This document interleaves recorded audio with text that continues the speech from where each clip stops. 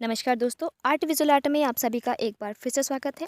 Friends, मैं इस बार आपके सामने फिर से एक नई सीरीज़ लेके आई हूँ और इस बार हम बात करेंगे एनसीईआरटी सिलेबस के अंतर्गत कला अध्ययन यानी कि ड्राइंग की जो बुक है हमारी एचपी बोर्ड के द्वारा। तो उसमें क्लास 6ठी कक्षा से लेकर 10वीं कक्षा तक की जितनी भी हमारी जो बुक है उससे संबंधित जितने भी क्वेश्चन बनते हैं, तो उसी को लेके मैं आज आपके सामने आई हूँ।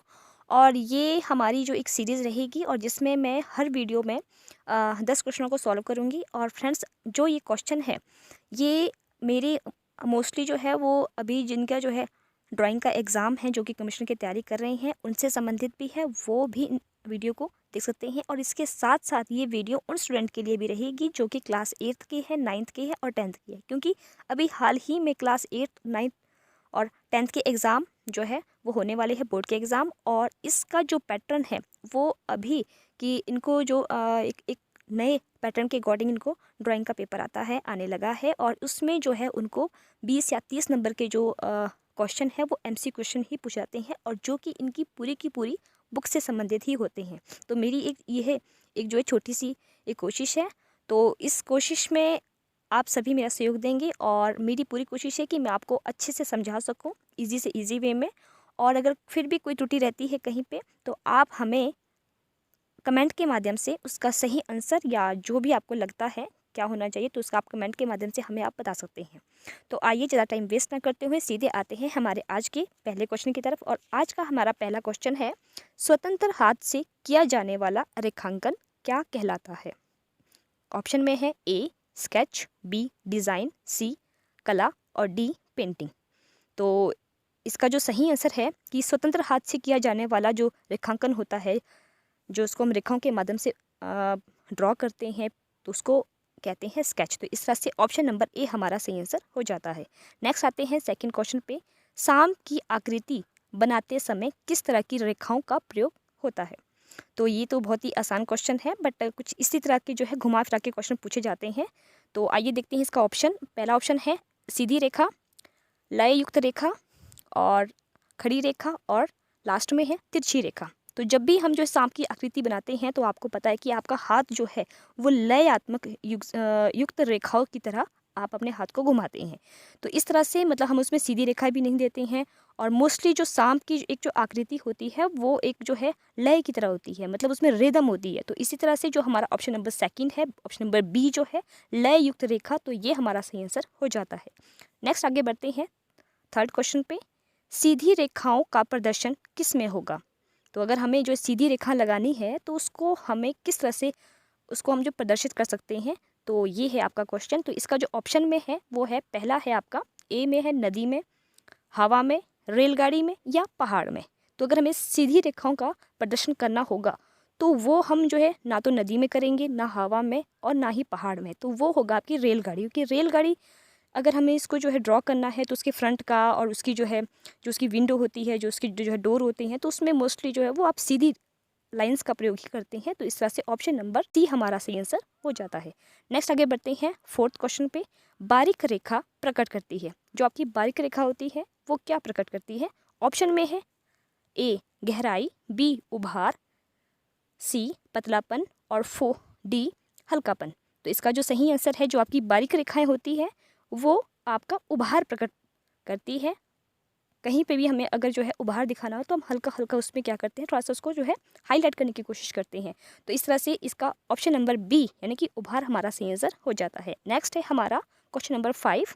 मोटी रेखा प्रकट करती है। तो जो हम मोटी रेखा लेते हैं ज्योमेट्रिकल के दौरान, ज्योमेट्री के दौरान, तो उसका क्या महत्व है तो वो आपको बताना है। तो पहले में ऑप्शन में है आपका ए गहराई, बी भारीपन, सी हल्कापन, डी कालापन। तो इसका जो सही आंसर है कि जो मोटी रेखाएं होती है जो हम जो है ड्रॉ करते हैं वो कहीं ना कहीं जो है गहराई लिए होती है, मतलब हमें जो है गहराईपन का आभास होता है कि वो काफ़ी गहरी है। तो हम जैसे जो हम बोलते भी, जैसे अगर हम जो है किसी लाइन को काफ़ी डार्क करते हैं तो हम ये बोलते हैं कि शायद इसमें काफ़ी गहराई है। तो इस तरह से ऑप्शन नंबर ए यानी कि गहराई हमारा सही आंसर हो जाता है। नेक्स्ट आगे बढ़ते हैं सिक्स्थ क्वेश्चन की तरफ। वस्तु चित्रण में ऐसी कैसी वस्तुओं का चित्रण होता है। तो सबसे पहले ऑप्शन में है ए रंगीन, बी सजीव, सी निर्जीव और डी काली व सफ़ेद। तो इसका जो सही आंसर है कि जो आपकी वस्तु चित्रण यानी कि जब आप स्टिल लाइफ करते हैं, मॉडल बनाते हैं, मॉडल बनाते समय जब भी आप चित्रण करते हैं तो आप सामने जो पड़ी हुई जो भी वस्तु होती है, जो भी आपकी बुक होती है या कोई और भी वस्तु है, तो वो हमेशा निर्जीव होती है। या अगर हम निर्जीव कहो मतलब वो बिल्कुल स्थिर होती है। स्थिर मतलब वो हिलती नहीं है, और क्योंकि आपको उसका चित्रण अच्छे से करना आपको आना चाहिए, तो हम कहीं ना कहीं जो है यहाँ पे निर्जीव की तरफ जाएंगे। तो ये निर्जीव ऑप्शन नंबर सी हमारा सही आंसर हो जाता है। नेक्स्ट है क्वेश्चन नंबर 7। अप्लाइड डिज़ाइनिंग में अनुभव के साथ साथ किसका होना अति आवश्यक है? अप्लाइड डिज़ाइनिंग यानी कि जो आपका उपयोगी जो एक कला है, जिसको आप अप्लाई करते हैं, कोई उपयोगी कला है जो आपके लिए बहुत ही इम्पोर्टेंट है, उसमें किस चीज़ का अनुभव के साथ साथ क्या चीज़ें ज़रूरी है? तो ऑप्शन में है ए कल्पना शक्ति, बी सहजता, सी निष्ठापन, डी प्रभाविकता। तो इसका जो सही आंसर है कि अप्लाइड डिज़ाइनिंग करते समय अनुभव के साथ साथ जो है कल्पना शक्ति मतलब हमारी क्रिएटिविटी भी जो है वो हमें होनी चाहिए, क्रिएटिविटी भी हमें आनी चाहिए। उसी के बिहाफ पे हम जो है इसको और अच्छा जो है इसकी डिज़ाइन कर सकते हैं, इसका जो है चित्रण कर सकते हैं। तो ये अप्लाइड आर्ट में एक अप्लाइड आर्टिस्ट जो होता है उसमें काफ़ी क्रिएटिविटी, जैसे कि आप देख सकते हैं कि जो भी ये विज्ञापन बनते हैं आपके, जितने भी जो है टीवी पे ऐड आती है, जितने भी मैगज़ीन में जो भी होता है, तो वो कहीं ना कहीं उसमें जो है काफ़ी क्रिएटिविटी होती है। तो इसी तरह से जो है आपकी कल्पना शक्ति, तो इस चीज़ का अहम रोल है। तो ऑप्शन ए हमारा सही आंसर हो जाता है। नेक्स्ट आते हैं, नेक्स्ट क्वेश्चन है हमारा क्वेश्चन नंबर 8। अप्लाइड डिज़ाइन को हिंदी में कहा जाता है? तो ऑप्शन में है उपयोगी वस्तुओं का रूपांकन, वस्तुओं का रेखांकन, सी वस्तुओं का चित्रण, या विज्ञापन कला। तो इस तरह से जो इसका सही आंसर है कि अप्लाइड डिज़ाइन को हिंदी में कहा जाता है उपयोगी वस्तुओं का रूपांकन, कि जो हमारे लिए उपयोगी है उसको जब हम उसका चित्रण करते हैं, उसका रेखांकन करते हैं, तो उसे हम कहते हैं अप्लाइड डिज़ाइनिंग। तो ऑप्शन नंबर ए हमारा सही आंसर हो जाता है।